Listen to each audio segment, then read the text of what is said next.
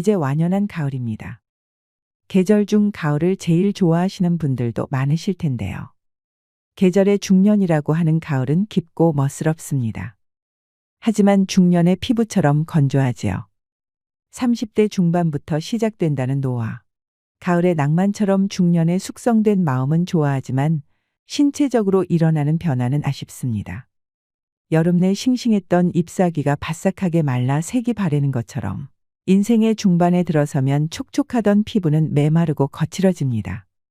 거기다 눈도 뻑뻑해지고 식음료 포장지에 표기된 영양성분이나 가전제품 설명서의 작은 글씨가 읽기 힘들어집니다. 우리가 나이 들면서 느끼는 원인 모를 몸 안팎의 불쾌 증상과 노화 현상은 세포가 건조하기 때문이라고 하는데요. 고혈압과 노안, 피부 트러블, 우울증과 치매 같은 노화 증상과 질병들의 진짜 원인이 무엇이고, 세포의 수분 흡수력을 되찾아 노화를 늦추고 질병을 치유할 수 있는 방법들을 알려드리겠습니다. 오늘 소개해드릴 건강서적은 노화는 세포 건조가 원인이다. 지은이 이시아라유미, 옴기니는 유네림, 발행은 전나무숲입니다. 오늘의 영상은 중년 노년들이 꼭 보셔야 되는 내용입니다. 영상을 끝까지 시청하셔서 마른 가지에 물이 오르면 다시 잎이 돋고 꽃이 피듯 중년이 넘어도 젊고 건강한 몸을 유지할 수 있는 황혼의 청춘을 오래도록 만끽하시길 바랍니다. 지금부터 말씀드릴 내용은 일상에서 조금만 신경 쓰시면 지킬 수 있는 소소한 원칙들입니다. 꼭 실천하셔서 건강한 노후를 보내시길 바랍니다. 그럼 지금부터 잠시 책 속으로 들어가 보겠습니다. 고대 그리스의 철학자 아리스토텔레스도 말했듯이 노화란 우리 몸이 차츰 건조해지는 현상이다. 지금 가지에서 딴 싱싱한 사과도 시간이 지날수록 껍질부터 말라 쭈글쭈글해지다가 결국 속까지 상한다. 인간이라고 다를 바가 없다. 촉촉하고 윤기나던 피부는 나이가 들수록 메마르고 거칠어진다. 눈도 뻑뻑해지고 손끝에 물기도 말라 책장을 넘길 때면 손끝에 침을 묻히게 된다. 또 음식을 삼키다 목에 걸려 사례가 걸릴 때도 많다. 이게 다 몸속 세포가 건조해졌다는 증거다. 그뿐만이 아니다. 비만 오면 허리나 무릎이 아파온다. 또 유독 배와 턱에 군살이 붙는다. 기억력도 떨어져서 말하려는 단어가 입안에서만 맴돌 뿐 도무지 떠오르지 않을 때가 많다. 이런 현상들도 내장과 관절뼈, 심지어 뇌에 이르기까지의 세포가 건조해서 나타나는 것이다.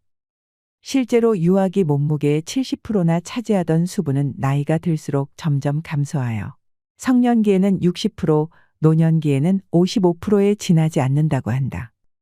이것만 보더라도 몸이 더 건조해지지 않도록 하는 것이 노화를 늦추는 가장 효과적인 방법이라는 것을 알 수 있다. 이런 노화나 건조 현상은 20대를 넘으면 누구나 겪는다. 흔히 생각하듯 중년기나 노년기에만 해당하는 문제가 아닌 것이다. 생활 환경도 현대인의 몸을 건조하게 만드는 데 한몫한다. 지나친 냉난방 탓에 1년 내내 건조하게 지내다 보니 가습기 없이는 겨울나기가 힘들 정도로 목욕 방식도 달라져서 욕조에 물을 받아 느긋하게 몸을 담그기보다는 후다닥 샤워로 끝낼 때가 많다. 그러다 보니 몸을 충분히 덮이지 못해 냉증이 쉽게 생긴다. 몸이 차면 세포의 건조 상태가 더 악화된다. 이 같은 문제는 식생활에서 더 찾을 수 있다. 아침 식사로 많이 먹는 빵과 우유, 평소에 즐겨 먹는 열대 과일, 습관처럼 마시는 녹차는 모두 우리 몸을 차게 만든다. 이렇듯 자신도 모르게 몸을 차게 만들어서 세포의 건조를 부추기며 사는 모습을 보면 안타까울 뿐이다. 이런 생활 습관을 고쳐 몸이 건조해지는 것을 막으면 내장 기능이 활발해지고 피부도 촉촉해지며 노화도 느리게 진행된다. 주변을 보더라도 나이보다 젊어 보이는 사람들은 한결같이 활발하게 몸을 움직이기 때문에 몸에 늘 온기가 돌고 피부에도 윤기가 있다.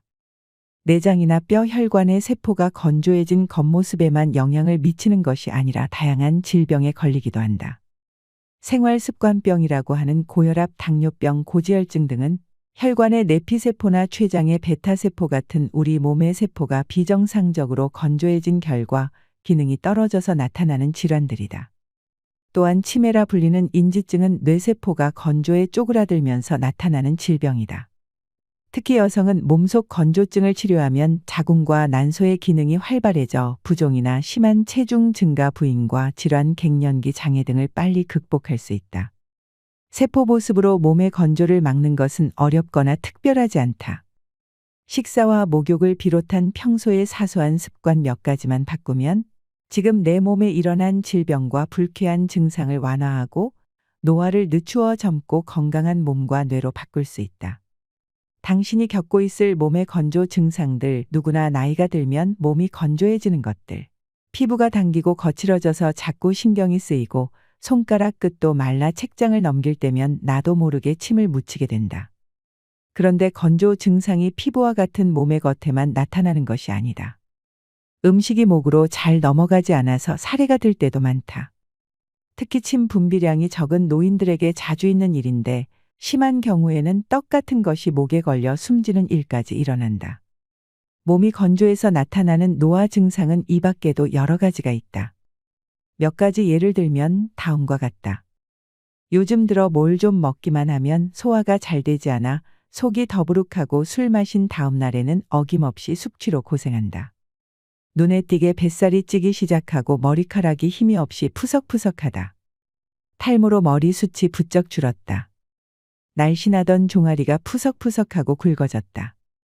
이 같은 노화 현상의 원인은 다름 아닌 세포 건조에 있다. 생선을 말리면 수분이 날아가 껍질이 쭈글쭈글해지는데 이것은 우리 피부의 주름이 늘어난 상태에 해당한다. 나무가 시들면 속이 비는 것은 골다공증이 생기는 원리와 같다. 줄기를 자른 꽃은 시간이 지나면 생기를 잃고 바싹 말라 더는 물기를 빨아들이지 못하는데 이것은 지나치게 세포가 메말라 우리 몸이 수분을 흡수할 수 없게 되는 것과 마찬가지다. 우리 몸속에서 일어나는 이 같은 건조 현상을 그대로 두었다가는 언제 내 몸이 건어물이나 드라이 플라워처럼 될지 모르는 일이다. 혹 여러분도 다음과 같은 몸의 건조 증상에 시달리고 있지는 않는지 체크해 보길 바란다. 평소에 목이 자주 마른다. 비만 오면 몸 여기저기서 불쾌한 증상이 나타난다. 이유 없이 땀을 많이 흘린다. 유독 하체가 뚱뚱하다 등의 증상은 세포가 건조해 노화가 진행됐다는 증거다. 뇌 노화 역시 뇌세포의 건조는 위축이 원인이다. 뇌가 노화되지 않게 하기 위해 뇌세포의 건조를 막는 운동을 하는 것이 좋다. 특히 하체의 근육을 자주 사용하면 뇌로 가는 수분의 공급이 활발해지므로 인지증을 막는 데 도움이 된다. 허리나 무릎의 통증, 다리의 부종, 정력, 감퇴 같은 하체와 관련된 이상이 나타날 때는 특히 조심해야 한다. 신기능에 저하는 세포의 건조와 노화로 이어진다. 메마른 세포의 수분을 제대로 흡수하게 하려면 수분과 염분이 균형을 이룬 물을 마셔야 한다. 가정에서 쉽게 만들 수 있는 매실, 간장 같은 항노화 효과가 있는 음료를 이용하면 좋다. 과도한 물 섭취는 수독을 일으킨다. 수분 섭취에 대한 그릇된 상식 때문에 다음과 같은 습관을 가진 사람이 많다. 몸을 촉촉하고 생기 있게 하려고 매일 생수를 2리터 정도 마신다. 상쾌하게 잠을 깨기 위해 아침에 일어나자마자 찬물을 한 잔 마신다. 물이나 녹차를 병에 담아 가지고 다니면서 마신다. 이런 방법으로 수분을 섭취하면 오히려 노화를 재촉하게 된다. 몸의 건조가 노화에 적인 것은 분명하지만 그저 물만 마셔댄다고 해서 물이 세포까지 도달하는 것은 아니다. 바로 이 점을 오해하는 사람이 많다. 우리 몸을 젊고 생기 있게 하는 수분은 세포 속 수분이라는 얘기를 앞에서도 했다. 반면 수독을 일으키는 수분은 세포와 세포 사이나 위장 등 있을 필요가 없는 곳에 있는 수분, 즉 세포액이다. 물기를 머금은 듯 촉촉한 몸을 만들려고 아무리 물을 많이 마셔도 물이 직접 세포 속으로 들어가는 것은 아니다. 오히려 세포 외액만 늘어나 수독증이 생길 수 있다. 그렇게 되면 세포가 메마르고 하체 비만이 되며 노화 증상이 심해진다. 나이가 들어 몸속에 절대적인 수분량이 줄었더라도 세포의 수분이 충분하면 젊고 아름다운 몸을 유지할 수 있다. 염분 섭취를 제한하면 노화가 빨라진다. 염분 섭취에 신경을 쓰는 사람이 많긴 많은 모양이다. 요즘 마트의 식품 진열대를 보면 저염된장이나 저염간장, 무염버터 등을 쉽게 찾을 수 있다. 그뿐만이 아니다. 라면이나 찌개를 먹을 때는 짠 국물은 남기고 젓갈이나 장아찌 반찬은 멀찌감치 밀쳐놓는다. 자반고등어도 저염이란 표시가 없으면 사지 않는다. 저염식에 길들기 위한 노력이 정말 눈물겨울 정도다. 하지만 안타깝게도 피를 맑게 하려고 수분을 많이 섭취하거나 고혈압을 염려해 무조건 싱겁게 먹는다고 해서 반드시 큰 효과를 볼 수 있는 것은 아니다. 예전보다 염분 섭취량이 상당히 줄었어도 고혈압 환자 수는 점점 더 늘고 있는 현실이 이를 말해준다. 또 뇌졸중 환자는 감소 추세에 있지만 뇌혈관에 혈전이 생겨 일어나는 뇌경색 환자는 늘어나고 있다. 게다가 암이나 심근경색, 당뇨병, 류마티즘 등의 질병은 염분을 제한하기 전보다도 오히려 큰 폭으로 증가하고 있다. 이런 현상을 보면 과연 염분을 모든 질병의 주범으로 몰아가도 괜찮은가 하는 의문이 든다. 염분은 원래 몸속에서 수분과 함께 기능한다. 우리 몸에서 나오는 눈물이며 땀, 콧물, 혈액이 모두 짜다는 사실로도 이를 알 수 있다. 미네랄이 몸에서 일정한 균형을 유지하고 염분은 수분과 함께 증가하거나 감소하기 때문에 몸속에서 염분만 줄이는 것은 불가능하다. 동양의학에서는 몸속에 남아있는 과도한 수분이 고혈압의 원인이라고 설명한다. 수분이 많아 묽어진 다량의 혈액을 온몸으로 보내려면 심장은 강한 압력으로 박동을 해야 한다. 그러니 혈관 내 압력이 높아질 수밖에 없는 것이다. 몸속의 염분이 몸 밖으로 나갔기 때문이 아니라 염분과 함께 기능하는 수분이 몸 밖으로 나갔기 때문에 혈압이 떨어지는 것이다. 이처럼 과도한 염분 제한은 노화를 향한 전력 질주나 다름없다. 피부 보습제는 세포 건조를 해소하지 못한다. 겨울이 되고 피부가 건조해지면 얼굴이 당기고 피부에 흰가루 같은 각질이 일어난다. 발 뒤꿈치도 갈라지고 거칠어져서 걸핏하면 스타킹 홀이 나간다.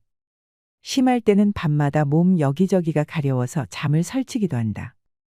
이렇다 보니 많은 사람들이 목욕을 마치면 얼른 보습크림부터 챙겨 바르고 틈만 나면 얼굴에 생수나 화장수를 뿌린다. 피부 건조가 심해 주름이나 잡티가 생길까봐 음식으로 섭취할 수 있는 콜라겐을 약 먹듯이 복용하는 사람도 있다. 덩달아 화장품 회사들도 보습 기능을 앞세운 다양한 종류의 화장품을 앞다투어 내놓고 있다. 이처럼 현대인들은 피부가 건조해지는 것을 막으려고 많은 노력을 기울인다. 그런데 피부 보습에는 온갖 정성을 들이면서 혹시라도 화장이 지워질까봐 땀 흘리는 것을 꺼려하거나 땀 냄새가 신경 쓰여 땀 분비를 억제하는 약재를 사용하기도 한다. 이런 모순 때문에 피부 노화, 피부 세포의 수분 보유력을 높여라. 노인이라도 건강한 사람은 남녀를 불문하고 피부가 매끄럽고 윤기 있다. 반대로 20대 여성 가운데도 피부가 거칠고 메마른 이들이 많다. 그래서인지 보습에 좋다는 로션이며 크림 등을 2중, 3중 겹쳐 바르고 보기에도 부담스러운 두터운 화장으로 맨 얼굴을 감추는 사람들이 있다. 촉촉한 피부를 위해 나름 애를 썼는데도 그마저 효과가 없다면 어떻게 해야 할까? 느긋하게 욕조물에 몸을 담그거나 사우나에서 기분 좋게 땀을 흘리고 났을 때 모습을 한번 떠올려 보자. 분명히 몸 밖으로 수분이 많이 빠져나갔는데도 웬일인지 피부는 촉촉하고 매끈하다 푸석푸석하던 얼굴은 붓기가 빠져 탄력이 생기고 턱선도 날렵해진다. 이처럼 목욕 등으로 몸이 따뜻해지면 우리 몸에서 수분 조절을 주관하는 신장도 따뜻해진다. 그 결과 신장의 기능이 활성화되어 몸속에 불필요한 수분이 신속하게 배출된다. 이와 같은 피부 본연의 힘이 발휘되도록 한다면 인위적인 보습에 의존하지 않더라도 젊은 피부를 유지할 수 있다. 체온이 올라가면 세포 노화를 막는다. 그 방법에는 워킹으로도 부담 없이 체온을 올릴 수 있다. 걷는 것은 몸에 큰 부담을 주지 않으면서 누구나 쉽게 할 수 있는 운동이다. 주로 하체의 근육을 사용하기 때문에 체온이 오르고 신장으로 가는 혈류가 좋아져서 소변량이 많아진다. 다시 말해 걷기만 해도 몸속에 불필요한 수분을 배출해서 노화를 늦출 수가 있다. 하루 1만 보 이상 걸으면 동맥경화를 예방할 수 있다는 연구 결과도 있다. 스쿼트는 워킹과 마찬가지로 주로 하체의 근육을 사용하여 실내에서도 할 수 있는 간단한 운동이다. 제자리에 있어서 무릎을 굽히고 앉았다 일어서는 그런 동작을 반복하면 근육이 단련되고 혈액순환이 잘 되어 체온이 오른다. 30년간 시달린 요통을 스쿼트로 이겨낸 남성 환자가 있다. 필자의 병원을 찾았을 때 그는 다리가 가는 체형의 진통 주사도 듣지 않을 만큼 통증이 심했다. 그는 조심스럽게 스쿼트를 시작해 차츰 횟수를 늘려나갔다. 이렇게 1년간 꾸준히 계속했더니 하루에 150회 이상은 거뜬히 할 수 있게 되었고, 마침내 30년 동안 그를 괴롭혔던 허리 통증은 말끔히 사라졌다. 필자가 진찰한 당뇨병 환자들은 대개 상체에 비해 하체가 빈약한 편이었다. 하체가 빈약하면 그만큼 근육에서 소비되는 당분의 양도 감소하기 때문에 당분이 혈액에 그대로 남아 당뇨병이 되기가 쉽다. 따라서 혈당치를 낮춰서 당뇨병을 치료하려면 먼저 하체의 근육을 단련해야 한다. 평소에는 다음과 같은 건강식이법과 생활습관을 적극적으로 실천한다. 톱볶음이나 우엉 간장조림, 미역, 된장국 등을 매일 먹는다. 양파의 글루코키닌 성분이 혈당 수치를 낮추고 미역의 풍부한 식이섬유가 혈당 상승을 억제한다. 간장은 몸을 따뜻하게 해서 당분의 연소를 덮는다. 상사 이론에 따르면 하체를 튼튼히 하는 데는 뿌리 채소가 좋은데 그 중에서 특히 마가 효과가 뛰어나다. 또한 평소에 1분에 70에서 80m 정도의 속도로 매일 20분 이상 걷는다.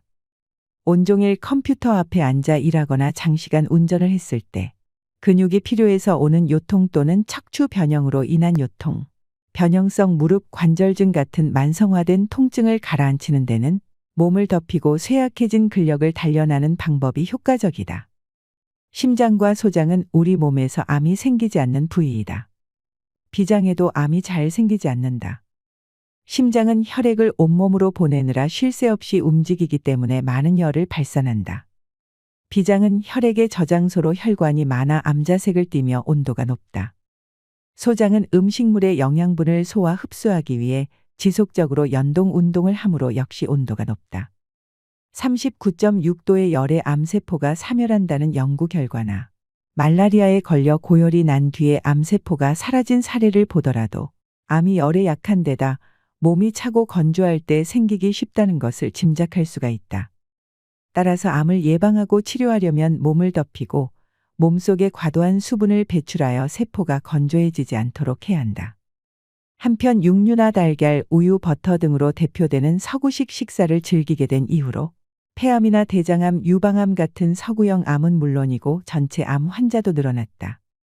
암을 예방하려면 지금부터라도 몸을 따뜻하게 하는 한식을 중심으로 먹고 식사량도 평소 먹던 양의 60에서 70% 정도로 줄여야 한다.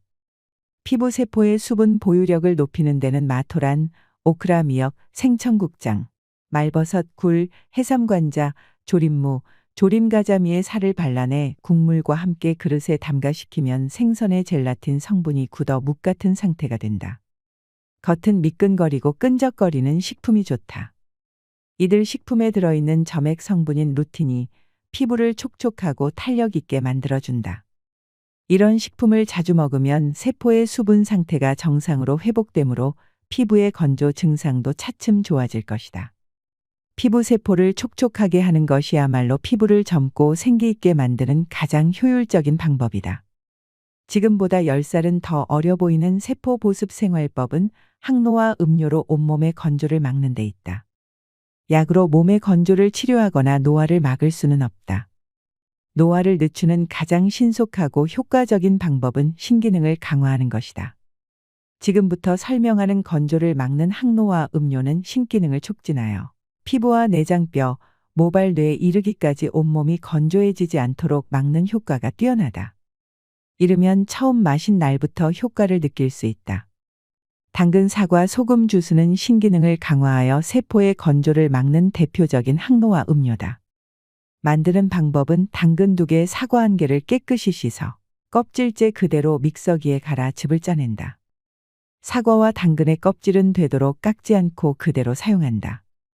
짜낸 즙에 소금을 적당량 넣고 잘 섞어 씹듯이 천천히 마신다. 동양의학의 상사이론에 따르면 인간의 하체는 식물의 뿌리에, 상체는 땅 위로 나와 있는 잎이나 줄기, 꽃에 해당한다. 따라서 하체에 있는 신을 강하게 하는 데는 식물의 뿌리가 효과가 있다.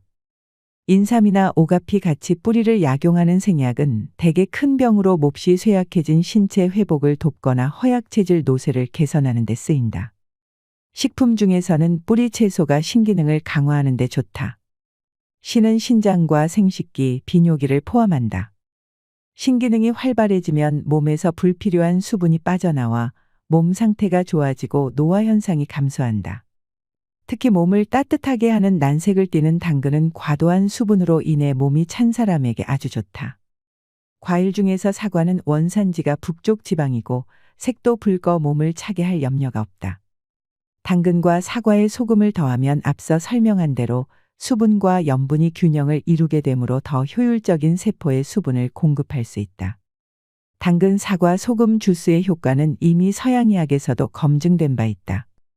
30여 년 전에 필자는 난치병 치료로 유명한 스위스 취리의 베너 병원에서 자연요법을 공부한 적이 있다. 이 병원은 1879년에 개원한 이래 육류와 달걀, 우유 같은 동물성 식품 대신 통밀빵이나 채소 절임식품, 꿀 등의 자연식품과 다양한 물리요법을 이용해 난치성 질환을 치료해 왔는데 특히 아침마다 마시는 당근 사과 주스가 식이요법의 중심 메뉴였다. 당시 원장으로 있던 블러시 박사는 당근 사과 주스에는 우리 몸에 필요한 비타민과 미네랄이 130여 가지나 들어있다고 설명했다. 당근은 채소 중에서 미네랄 함량이 으뜸이고 사과에도 비타민과 미네랄이 풍부하다. 게다가 당근을 사과와 함께 갈아 마시면 당근 특유의 향이 약해져 영양뿐만 아니라 맛도 한결 좋아진다. 병원에서 당근 사과 주스의 효과를 알게 된 필자는 지금까지 날마다 아침 식사 대신 마시고 있다. 맛도 좋지만 평소에 잤던 설사가 멈추고 바쁘게 일하면서도 늘 활기차고 피부도 건강한 걸 보면 당근 사과 주스의 효과를 톡톡히 보고 있는 셈이다. 당근 사과 주스는 미량의 영양소가 풍부하고 비타민과 미네랄이 균형을 이룬 음료지만 사람에 따라서는 마신 후에 속이 메스꺼리거나 몸이 차가워질 수도 있다. 필자는 임상 경험을 통해서 몸속에 불필요한 수분이 고여 세포가 건조할수록 그와 같은 반응이 많이 나타난다는 사실을 알게 되었다. 그래서 몸속에 생긴 무릉덩이가 당근 사과 주스의 흡수를 방해하지 못하도록 소금을 넣어 세포의 수분 흡수력을 높였다. 이런 원리에 따라 만들어진 것이 바로 당근 사과 소금 주스다. 동양의학과 서양의학 어느 쪽의 관점에서 보더라도 신기능을 강화하여 노화를 막는 효과가 뛰어난 음료다. 항노화 식사법으로 배설 능력을 높인다. 몸이 건조해지지 않게 해서 노화를 늦추려면 신으로 가는 혈류를 좋게 해서 배설 능력을 높여야 한다. 그러려면 당근 사과 소금 주스나 생강홍차 같은 음료 외에도 항노화 작용을 하는 식품을 평소에 꾸준히 먹어야 한다.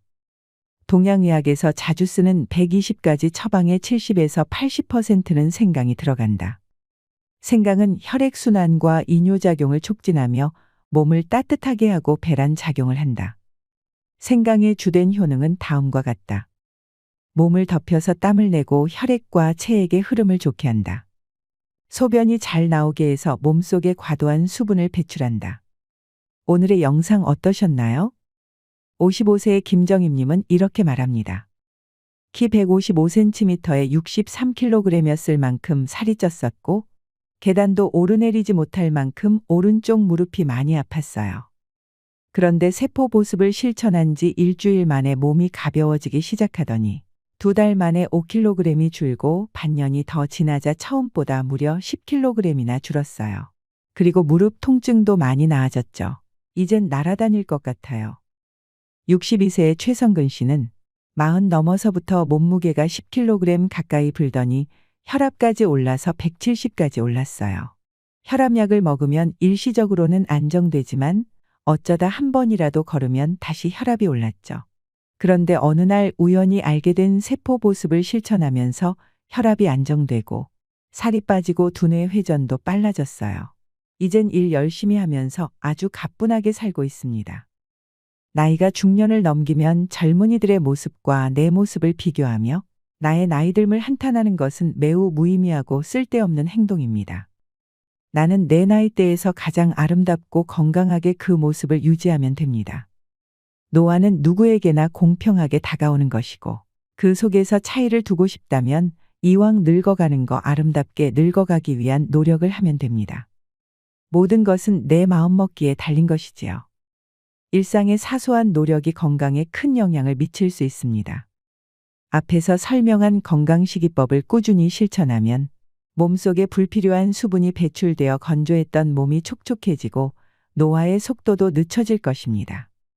작은 실천들이 모여 건강이라는 큰 보상으로 돌아온다는 것을 새삼 깨닫게 되면서 이제라도 세포 보습을 시작하자는 다짐을 하게 됩니다.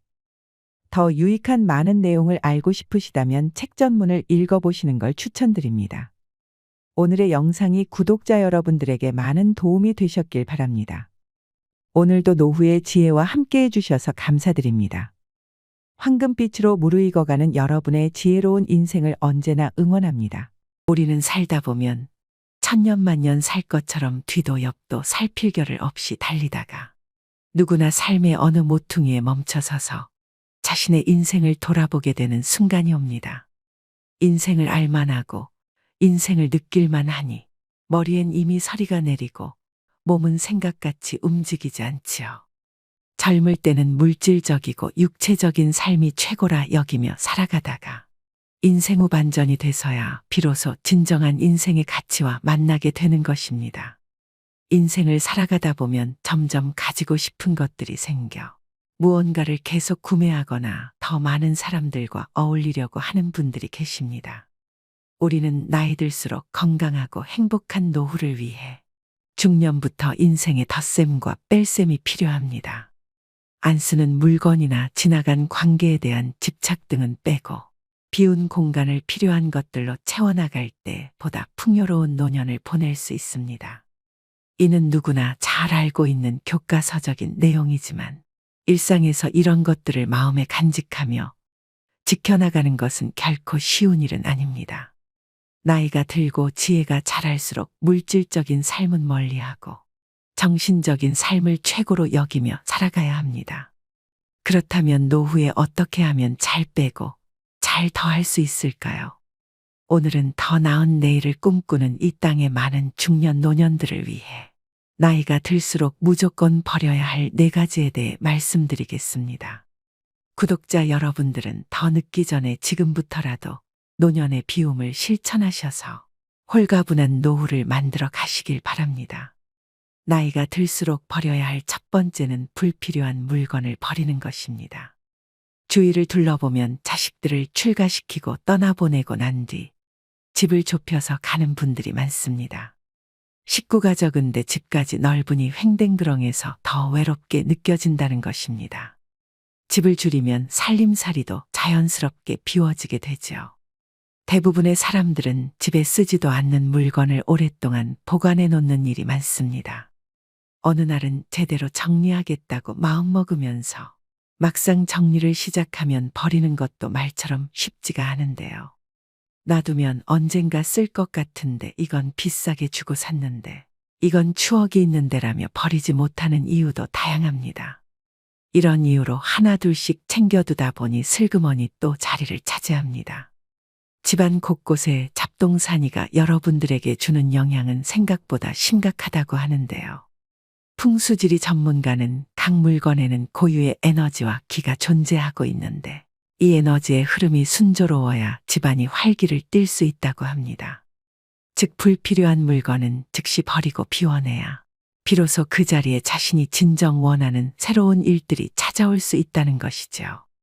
내 몸의 노화를 촉진하는 물건 5가지가 있습니다. 첫 번째는 밑창과 굽이 다른 낡은 신발입니다.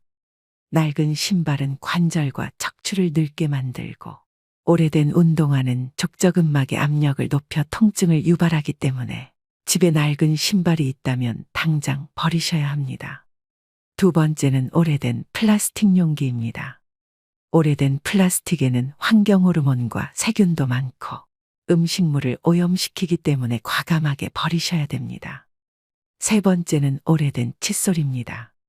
벌어진 칫솔모는 잇몸을 손상시켜 구강노화를 촉진한다고 하는데요. 3개월마다 교체해 주는 것이 좋습니다.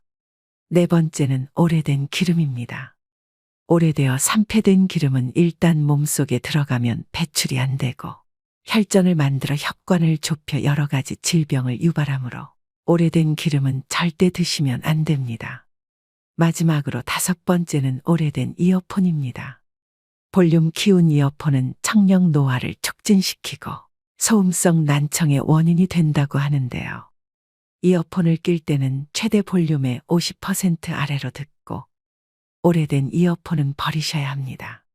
빨리 늙지 않고 좀 더 건강하게 지내기 위해서라도 집안에 있는 오래된 물건은 과감하게 버리셔야 됩니다.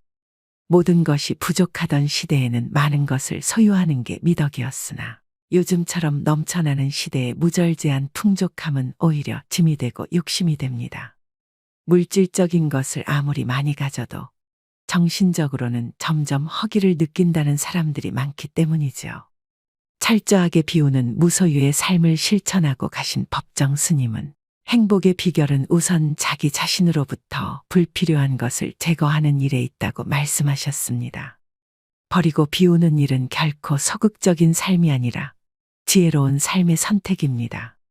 비우기가 익숙해진다면 필요 없는 물건들을 아무 생각 없이 사모으던 습성도 사라질 것입니다. 그리고 노후에는 소유보다는 이런저런 경험에 더 많은 시간을 들이셔야 됩니다. 물질적으로 더할 나위 없이 풍요롭지만 정신적 공허함은 그 어느 세대보다도 깊은 중년 노년들에게 물건 버리기는 간결하고 자유로운 삶을 위해 반드시 실천해야 할 생존 전략입니다. 더불어 나이가 들수록 더 단촐하게 더 가볍고 명료하게 살기 위해서는 늘 자신의 것을 비우고 살아야 하는지도 모릅니다. 나이가 들수록 버려야 할 2번째는 앉아있는 시간을 줄이셔야 됩니다. 여러분은 하루에 얼마나 오랜 시간 앉아서 생활하시나요? 나이가 들수록 덜 앉고 더 많이 움직이셔야 되는 것은 모두가 알고 계실 텐데요. 60세가 넘어 하루 10시간 넘게 앉아 있으면 치매에 걸릴 확률이 높아진다고 합니다. 치매가 아니더라도 장시간 앉아 있는 사람은 하루 종일 몸을 움직이는 사람보다 당뇨병이나 심장마비 위험이 높고 하체 비만 등이 발병하는 위험이 증가한다는 연구가 있는데요. 자식들이 출가하고 나가게 되면 억지로라도 움직였던 몸은 그냥 앉아서 TV를 보는 시간의 하루 일과 중 대부분을 차지할 것입니다.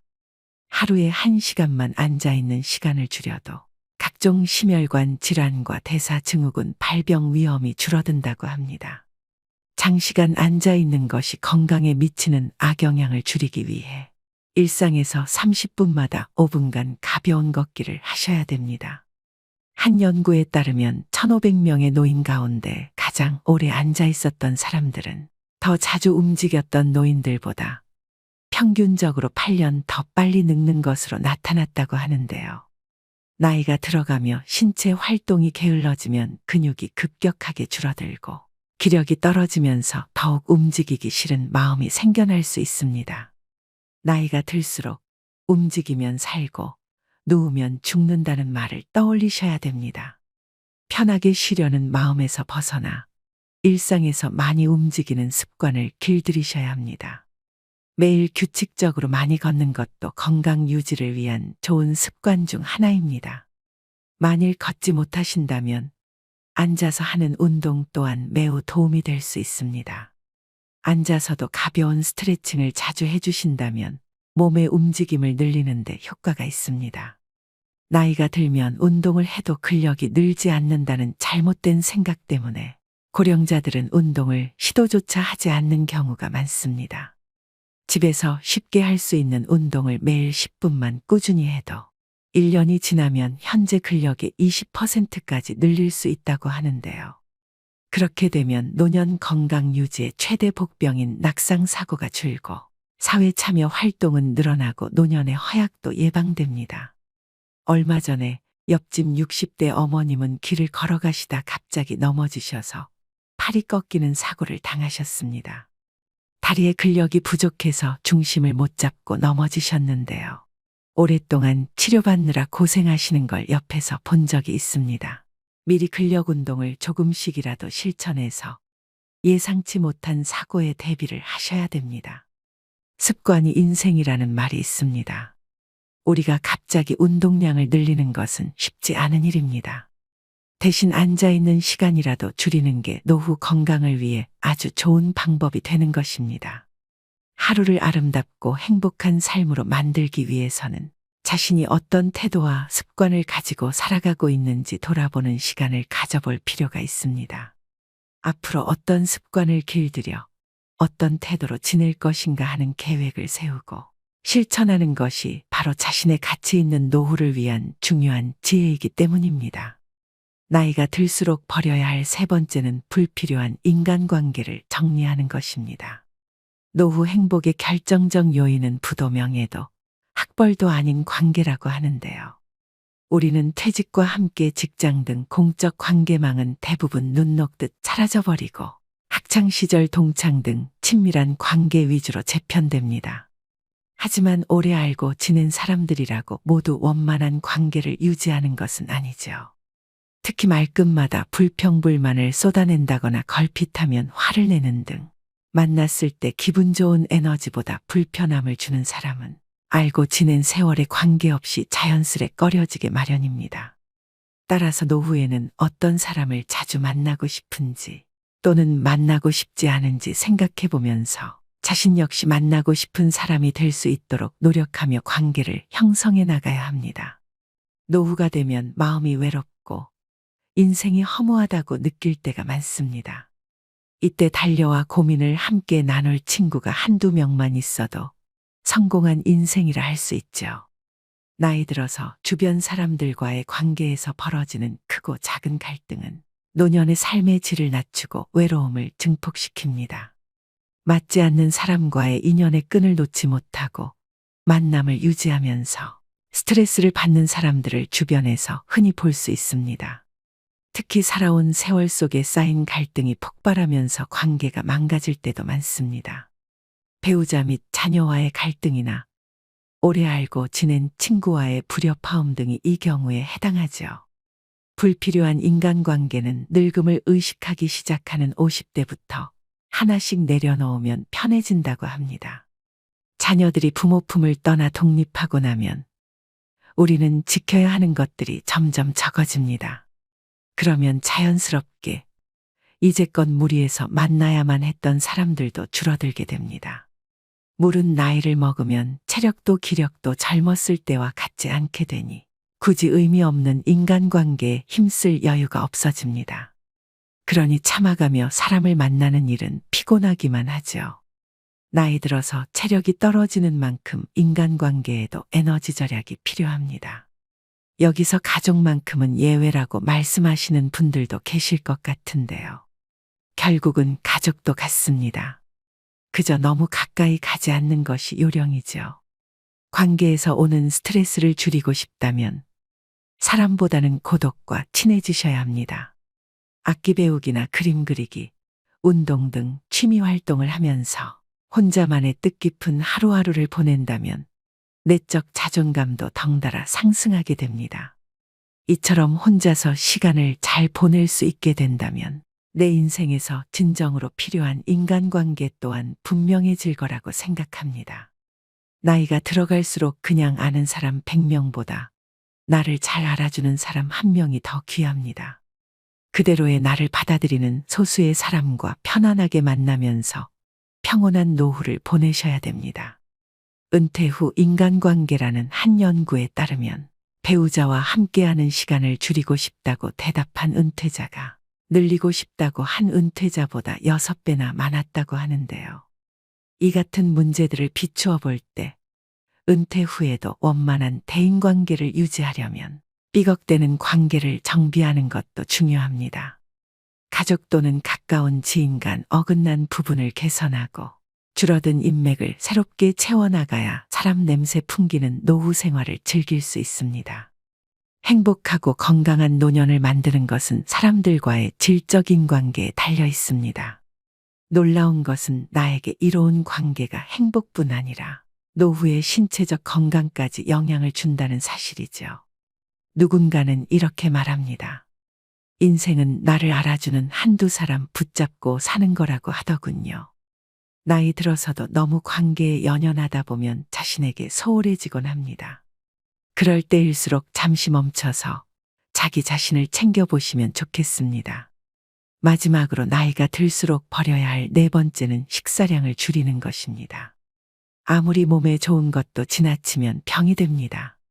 먹을 것이 부족했던 과거와 달리 요즘은 먹을거리가 넘쳐나 영양 과잉 섭취로 인한 고혈압, 당뇨 그리고 높은 콜레스테롤 등의 만성질환 환자가 빠르게 늘어나고 있다고 하는데요. 특히 중년 이후엔 여러 호르몬 분비와 기초대사량이 감소하기 때문에 운동하지 않고 과식이나 폭식을 반복적으로 하게 되면 내장 지방이 쌓여 복무비만이 됩니다. 나이가 들어서 몸에 좋다고 무턱대고 먹다 보면 오히려 영양 과잉 상태를 초래해서 질병으로 발전할 수 있다는 사실을 아시나요? 실제로 소식하는 습관은 노화를 늦추고 노화와 관련된 질병 위험이 낮아집니다. 소식을 하면 뇌세포의 활동이 활발해질 뿐 아니라 체중이 5%만 줄어도 허리와 무릎에서 느끼는 부담과 통증도 사라지고 목과 어깨도 가벼워집니다. 또한 몸에서 독소가 빠져나와 혈액순환도 좋아지죠. 살이 빠지면서 얼굴 라인도 살아나고 고민했던 뱃살도 쑥 들어가서 몸매가 청춘 시절로 되돌아갈 수 있습니다. 인류 역사 내내 배불리 먹는 것이 인류의 수건이었지만 이제는 영양과잉 상태에서 벗어나야 합니다. 그래야 사는 동안 몸을 가볍고 건강하게 살 수 있습니다. 우리는 나이 들수록 첫 번째 목적으로 지켜야 할 것은 무조건 건강입니다. 그러니 급격하게 빼려고 하지 말고 식습관과 생활 습관을 바로 잡는 것이 중요합니다. 그렇게 되면 살은 자연스레 슬슬 빠지게 될 것입니다. 나이가 들수록 과식보다는 적당한 배고픔을 즐기셔야 됩니다. 중년 이후에는 부족한 것을 더 먹는 것도 중요하지만 건강을 위협하는 나이살이 찌지 않도록 먹는 것을 줄여야 하는데요. 소식 습관을 유지하는 데 도움이 되는 방법 3가지를 알려드리겠습니다. 첫 번째는 식사 시간을 적어도 20분 이상으로 유지하시고 음식도 많이 오래 씹으셔야 합니다. 두 번째는 수분 섭취가 중요합니다. 물이 부족할 경우 갈증을 배고픔으로 착각하여 과식하게 될 수도 있습니다. 세 번째는 그릇과 수저의 크기를 줄이는 것입니다.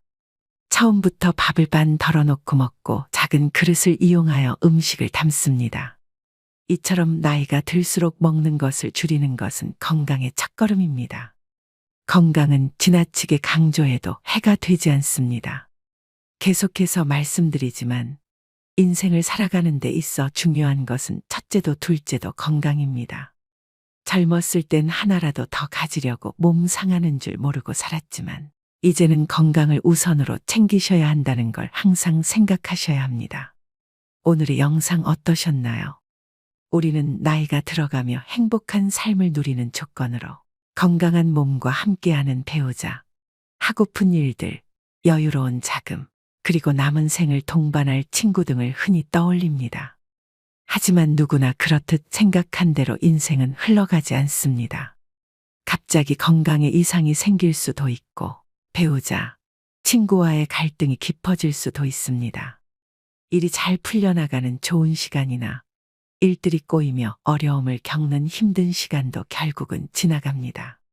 좋을 때나 어려울 때나 범사에 감사하며 이 또한 지나가리라를 마음에 간직하고 살아가는 것도 아름다운 삶의 지혜이죠. 흐르는 물을 되돌릴 수 없는 것과 마찬가지로 우리 인생도 결코 되돌릴 수 없습니다. 아름다운 삶을 위한 생활 수칙은 개인에 따라 다를 수 있지만 그 지침을 정해놓고 실행하는 것은 자신의 마음가짐에 달려 있습니다. 일상에서 외롭다는 마음과 불안감을 떨쳐내고 소소한 즐거움에도 웃음 지으며 지내는 작은 실천들이 행복을 맞이하는 지름길이기 때문입니다. 그러자면 비움의 실천이 중요하겠죠. 나이가 들수록 인생을 일찍 깨달았더라면 좀 더 성숙한 삶을 살았을 텐데라고 후회하는 날들도 있습니다. 아쉽고 안타깝지만 남은 세월이 있기에 채움보다 비움으로써 마음의 안정과 풍요로움을 얻으셔야 됩니다. 더불어 인생의 후반전을 맞이한 우리는 살아있음으로 얼마나 행복한가를 더욱 더 가슴 깊이 느끼며 살아가야 합니다. 오늘 말씀드린 나이 들수록 버려야 할 4가지를 꼭 실천하셔서 품격 있는 노후를 만들어 가시길 바랍니다. 술자리 모임에 가보면 덕담과 함께 건배사를 자주 듣게 되는데 옛 직장 상사가 했던 건배사가 아직도 잊히지 않습니다. 많이 채우면서 살았는데 이제는 비우면서 삽시다. 비우는 게 채우는 겁니다. 술잔은 들고 빈 잔은 내리고 마지막으로 한용운 시인의 노인예찬을 들려드리면서 오늘의 영상 마무리하겠습니다. 여보게, 저녁놀 붉게 으스러지는데 늙은 몸에 무슨 짐을 그리도 무겁게 지고 가는가. 인생길은 다시는 되돌아올 수 없는 일방통행로. 가다가 컬컬하면 허름한 주막에 들러 막걸리로 목도 축이고 얼큰해지면 주모와 한바탕 농도 걸어보고 까짓것 그럴싸한 존재의 이유도 없이 이 풍진 세상에 태어난 것을 요만큼 살다가 가는 것도 다행 아닌가. 빈손으로 왔다가 빈손으로 가는 인생. 따져보면 그리 믿질 것도 없지 않은가. 오늘도 노후의 지혜와 함께 해주셔서 감사드립니다. 황금빛으로 무르익어가는 여러분의 지혜로운 인생을 언제나 응원합니다. 노후를 대비하고 사회 참여를 지속하기 위해 또 건강한 신체와 정신을 위해서는 은퇴 후에도 재취업이 반드시 필요한데요. 영상을 클릭하신 분들 중엔 나이 먹고 무슨 자격증에 재취업이야 라고 생각하시는 분들도 분명 계시리라고 생각합니다. 하지만 노후라고 다르지 않습니다. 대한민국이 고령화 사회로 진입하면서 퇴직 후 인생 2막의 설계가 화두로 떠오른 지는 이미 오래전입니다. 통계청의 조사 결과에 따르면 55세에서 69세 중 은퇴 후에도 계속 일하고 싶다는 사람은 72.5%에 달했습니다. 응답자들은 평균 71세까지 계속 일자리를 희망했고 희망임금으로는 월 150만 원에서 200만 원이라는 답변이 제일 많았습니다. 주변을 보면 은퇴 후 굳이 일을 안 해도 노후를 보낼 수 있을 만큼 여유가 있으신데 일을 계속 하시는 분들이 있습니다. 이처럼 은퇴 후 제2의 직업을 찾는 데에는 금전적인 이유만 있는 것은 아닙니다. 은퇴 후에는 필연적으로 자존감 하락과 공허함, 우울 등이 찾아오기 마련인데 시니어 취업은 이를 해소해주는 가장 큰 역할을 하게 되는데요. 뿐만 아니라 경제적으로도 여유가 생겨 자기를 책임질 수 있게 됩니다. 늙어서 괜히 자녀들 눈치나 보며 살 필요가 없다는 말이지요. 그렇다면 시니어 자격증은 어떤 특징이 있을까요? 시니어들은 취업에 즉시 활용할 수 있는 자격증을 선호하는 경향이 있는 것으로 나타났는데요. 오늘은 실제로 취득 후 바로 취업에 활용이 가능한 자격증 5가지에 신종직종 1가지를 더해서 총 6가지를 알려드리려고 합니다. 자격증 취득 방법과 현실적인 연봉 그리고 앞으로의 전망도 함께 말씀드리겠습니다. 메모하실 게 있으시면 중요 내용을 메모하시면서 들으시면 좋겠습니다. 오늘의 영상을 끝까지 시청하셔서 중년 노년에도 일하는 즐거움을 통해 더 풍요로운 노후를 보내시길 바랍니다. 50대, 60대 분들에게 첫 번째로 추천드리는 자격증은 바로 건축도장기능사입니다. 건축도장기능사는 건축물을 보호하기 위해 건물 내외부를 페인트 등으로 도색하는 작업으로 중장년 여성분들도 하실 수 있을 만큼 건설업종에서는 작업 난이도가 무난한 편인데요. 그래서인지 50대 이상 여성의 취득률이 2위로 선정될 만큼 시니어들이 선호하는 자격증입니다. 그렇다면 건축도장기능사가 되려면 어떻게 해야 할까요? 건축도장기능사는 필기는 없고 실기시험만 진행됩니다. 응시 자격에는 제한이 없으며 시험 일정은 1년에 총 4번이 있습니다. 실기 100점 만점에 60점 이상 취득 시 합격인데요. 합격률은 약 60%에 가까운 합격률로 높은 편에 속합니다. 준비만 꼼꼼히 하시면 한 번에 무난히 붙을 수 있는 자격증입니다. 실기의 경우 실제 재료를 가지고 도장 연습을 하는 것이 무엇보다 중요한데 유튜브 등으로 독학하여 준비하시는 분들도 있습니다만 학습 여건상 학원에서 공부하시는 것이 훨씬 많은 도움을 받을 수 있습니다. 그런데 생각보다 많이 드는 비용에 헉할 때가 있습니다. 이럴 때 학원 비용의 부담을 줄일 수 있는 국민내일배움카드를 활용하셔야 합니다. 은퇴 후 새로운 인생을 준비하는 분들에게 아주 큰 도움이 되는 자격증 지원 사업입니다. 내일배움카드의 신청 방법 등 자세한 내용은 영상의 끝부분에서 종합적으로 다시 말씀드리겠습니다. 건축도장기능사 자격을 취득하면 도장공으로 취업하는 게 일반적입니다. 앞으로의 취업 전망은 우리나라의 건축물 경우에는 노후화가 심한 상태이기 때문에 수요는 오히려 점점 높아지고 있다고 하는데요. 인테리어 업체로 취업할 경우 기업과 경력, 지역에 따라 다르지만 월 200에서 300만 원 정도이고 건설 현장에서 일할 때의 일당은 보통 15만 원에서 25만 원 수준으로 알려져 있습니다. 요즘에는 예전과 달리 건축물뿐만 아니라 금속, 목재 등 도장 범위가 넓어지고 있어 전망 또한 좋은 편에 속합니다. 또 도장공의 연령이 높고 젊은이들은 직업으로서 진입을 꺼리고 있는 실정이어서 중장년 이상의 인력 수요는 서서히 증가할 전망입니다. 50대, 60대 분들에게 두 번째로 추천드리는 자격증은 바로 한식조리기능사입니다. 한식조리기능사 자격증은 매년 꾸준히 높은 응시율과 여성 시니어들의 인기를 유지하는 자격증인데요. 살림 경험을 바탕으로 요리에 자신 있으신 분들이 가장 선호하는 자격증입니다.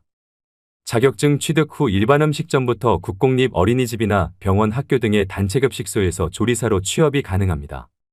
특히 학교 급식소에서 일하면 퇴근 시간이 빠르고 방학 기간에 쉴 수 있다는 장점이 있습니다. 그렇다면 한식조리사가 되려면 어떻게 해야 할까요? 한식기능조리사 자격증은 산업인력공단에서 시행하는 시험으로 나이나 경력, 학력 등의 응시 자격에 제한이 없습니다. 자격증 취득 과정은 필기와 실기 시험으로 나눠지는데요. 필기 시험의 합격률은 45% 정도로 1시간 동안 사지선다형 60문제를 풀어야 되며 60점 이상 맞으면 합격입니다. 문제집 한 권을 사서 2주에서 3주 정도 시간을 투자해 공부하면 무리 없이 합격하는 수준이라고 합니다. 반면 실기시험 합격률은 35% 정도로 결코 난이도가 낮은 시험은 아닙니다. 실기시험은 한식 메뉴 31개 중 2개가 랜덤으로 출제되고 70분 동안 주어진 재료로 조리해야 합니다. 특히 실기시험의 경우엔 공식을 잘 따라 하셔야 되기 때문에 학원에서 수업을 들으시는 게 보다 단기간에 합격할 수 있는 방법인데요. 한식조리기능사 같은 경우도 내일 배움 카드로 실기시험에 대비한 교육비를 최대 100%까지 지원받을 수 있으니 꼭 활용해 보시면 좋겠습니다. 한식조리기능사의 연봉은 종일근무 기준 평균 3,300만 원 정도입니다. 대부분의 어린이집이나 단체급식소 같은 경우엔 종일근무가 아닌 파트타임을 선호하는 경우도 많습니다. 결과적으로 한식조리기능사는 신중년들에게 전망이 밝고 돈을 많이 벌겠다는 목적보다는 요리할 때 즐거움을 느끼고 시간을 유연하게 쓰고 싶은 분들에게 추천하는 자격증입니다. 50대, 60대 분들에게 세 번째로 추천드리는 자격증은 바로 떡제조기능사입니다. 저도 이번 영상을 준비하면서 처음 접하게 된 자격증인데요. 여러분들도 아마 조금은 생소하실 거라고 생각됩니다. 하지만 떡제조기능사는 블루오션에 해당하는 자격증 중에 하나라고 합니다. 최근 건강식인 떡을 비롯해 약과 한과 등 다양한 전통 간식들이 다시금 떠오르고 있는데요. 떡이 줄어든 쌀 소비량을 끌어올리고 있을 만큼 전통 디저트를 찾는 소비자 수는 꾸준히 증가하고 있는 추세입니다. 그렇다면 떡 제조기능사가 되려면 어떻게 해야 할까요? 떡 제조기능사는 한국산업인력공단 주관으로 진행되는 시험으로 시험 일정은 1년에 4회입니다. 필기시험은 사지선다형으로 총 60문항을 60분 동안 풀어야 합니다. 한식조리기능사와 건축도장기능사와 마찬가지로 100점 만점에 60점 이상이면 통과됩니다. 필기시험 합격률은 75% 정도로 높은 편에 속하지만 현재 연도가 거듭될수록 합격률이 조금씩 낮아지는 걸로 봤을 때 그만큼 난이도가 조금씩 올라가고 있는 추세입니다. 필기의 경우 독학으로 공부하셔도 크게 어려움 없이 합격이 가능합니다. 실기 과목은 떡제조 작업형으로 2시간 동안 시험이 진행되며 맵쌀떡과 찹쌀떡 중 한 종류만 출제가 되는데요. 실기 역시 100점 만점에 60점 이상이면 합격입니다. 실기 시험 합격률은 약 50%로 필기보다 다소 낮은 것을 확인할 수 있는데요. 실기를 좀 더 꼼꼼히 준비하셔서 시험장에 들어가야 할 필요성이 있겠습니다. 떡 제조기능사 역시 실기 준비는 내일 배움 카드를 활용하시면 학원에서 수강이 가능합니다. 떡 제조기능사 평균 연봉은 3천만 원 초반 수준인데요. 떡은 한번 배워놓으면 관련 업종을 창업할 수도 있고 카페 곁들인 메뉴로도 낼 수 있다는 메리트가 있기 때문에 전망은 밝은 편입니다. 50대, 60대 분들에게 네 번째로 추천드리는 자격증은 바로 방수기능사입니다. 방수기능사는 말 그대로 건축물에 물이나 습기가 스며들지 않게 하기 위해 지하도나 지붕, 벽, 욕조 등의 방수 작업을 하는 자격을 의미합니다. 육체적으로 작업 난이도가 높지 않은 직업인데요. 건축물의 신축 공사가 많을 때 인기를 끄는 자격증이어서 최근에 매년 3만 명 이상이 시험을 봤던 인기 직종 중 하나입니다. 그렇다면 건축도장 기능사가 되려면 어떻게 해야 할까요? 방수 기능사는 건축도장 기능사와 마찬가지로 필기 없이 실기 시험으로만 이루어져 있어 큰 부담 없이 편하게 준비 가능하며 100점 만점에 60점 이상이면 합격입니다. 실기 시험 시간은 2시간 10분이며 아스팔트 시트지를 재단하고 순서에 맞게 부착하는 작업이 진행됩니다. 합격률은 약 50% 정도로 무엇보다 2시간 10분 안에 작업을 마쳐야 하기 때문에 몸에 익숙해질 때까지 실습을 충분히 해야만 취득할 수 있습니다. 방수기능사 또한 한국산업인력공단 주관 시험이고 내일 배움 카드 이용이 가능합니다.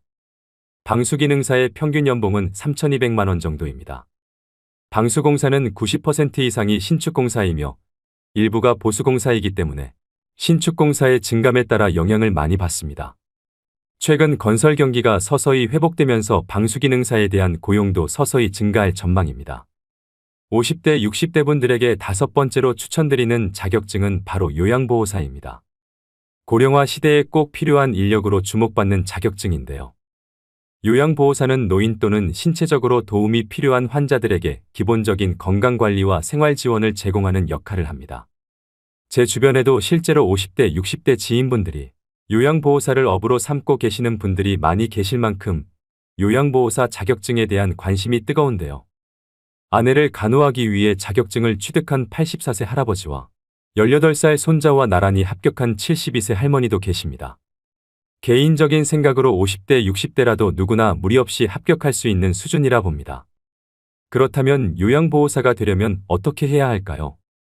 요양보호사의 교육과정은 총 240시간으로 이론과 실기 그리고 실습을 각각 80시간씩 수료해야 됩니다. 필기시험과 실기시험 각각 만점에 60% 이상 득점 시 합격할 수 있습니다. 하지만 2024년부터는 이론 240시간, 실기 80시간으로 기존 교육이수 시간에서 80시간이 더 늘어날 예정입니다. 자격증을 취득한 요양보호사는 흔히 양로원이라 말하는 시설이나 주야간 보호센터에서 일할 수 있게 되는데요. 또 제가 서비스라고 해서 집으로 직접 방문해 가사지원과 신체 수발 서비스 등을 담당하기도 합니다. 다만 급여가 안정적이지 않고 값싼 가정부를 고용했다는 듯 노골적으로 잡일을 시키는 환자나 가족이 있을 수 있습니다. 또 치매 어르신들을 주로 돌보는 일이라 돌발 상황도 많이 생긴다고 합니다. 하지만 단순한 돈벌이 이상의 보람이 있다고 하시는 분들도 많습니다. 근무지에 따라 일의 강도나 형태는 다르지만 요양보호사 대부분은 사회에 도움이 되는 일을 하고 있다는 사명감으로 일하고 계시지 않을까 생각합니다. 하지만 이와는 별개로 요양보호사에 대한 잘못된 인식과 처우는 앞으로 많이 개선되어져야 하는 것은 분명합니다. 2023년 기준 요양보호사의 최저임금은 시급 9,620원으로 연봉으로 환산 시 약 2,400만 원 수준입니다. 계속되는 고령화와 요양시설이나 재가시설에서 요양보호사를 의무 채용하고 있어 전망은 제일 밝은 자격증 중 하나입니다.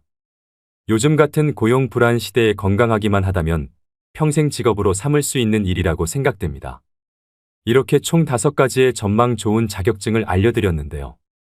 여기에 한 가지 더 강력 추천드릴 자격증으로 신종직업인 병원동행 매니저에 대해 말씀드리겠습니다. 기대 수명이 늘어난 요즘에는 불가피하게 찾아오는 질병을 적절하게 관리하는 일이 장수의 우선 조건이 되었습니다. 이와 함께 부상하는 직업이 바로 병원 동행 매니저인데요. 노인 비율이 커지는 만큼 몸이 아픈 사람들도 당연하게 많아지고 있습니다. 복합검진이 가능한 대부분 종합병원이 예약 시스템으로 운영되고 있는데 기기를 다루는 데 익숙하지 않는 어르신에게는 외래 진료 예약부터 병원 방문까지 모든 과정이 어려움의 연속인데요. 그나마 가족이 도움을 줄 수 있다면 괜찮지만 각자 밥벌이로 인해 부모의 외래 진료에 동행하기 위해 시간을 내기는 쉽지 않습니다. 이처럼 병원 동행 매니저는 숙련된 간병인이 환자와 함께 이동하여 보호자를 대신해 병원 이동 및 접수 귀가까지 동행하는 신종 직업입니다. 병원 동행 매니저는 인생이막의 유망 직종으로 전망이 아주 밝습니다. 서울시의 경우 2022년 기준으로 1만 명의 병원 동행 매니저가 활동하고 있으며 2025년까지 2만 명의 병원 동행 매니저를 양성할 계획이라고 밝혔는데요.